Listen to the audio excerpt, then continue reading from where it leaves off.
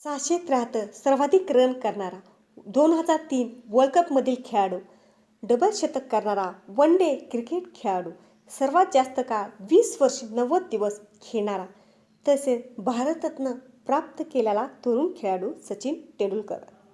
मुंबई येथे 24 एप्रिल 1973 साली मध्यमवर्गीय कुटुंबात जन्म झाला. त्यांचे वडील रमेश तेंडुलकर कादंबरीकार व कवी, आई रजनी विमा एजंट. संगीत दिग्दर्शक सचिन देव बर्मन यांच्या नावावरून त्यांचे नाव सचिन ठेवण्यात आले.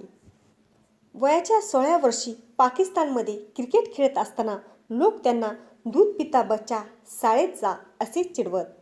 तुझ्यात हिंमत असेल तर एक सिक्स मारून दाखव, गोलंदाज अब्दुल कादीर यांनी सचिनला तंबी दिली. 3 बॉलमध्ये 3 सिक्स मारून अब्दुल कादीरचा माज मोडला. महान विचाराची आधी निंदा होते, नंतर त्याची पूजा होते. मॅथ्यू हेडनने सचिनला गॉड ऑफ द क्रिकेट संबोधले. जेव्हा सचिन क्रिकेट खेळतो तेव्हा त्याचे क्रिकेट पाहून आनंद होतो असं वाकवा म्हणाला होता. सचिनच्या प्लेइंग गेट माय वे या पुस्तकाने वर्ल्ड रेकॉर्ड बनवले.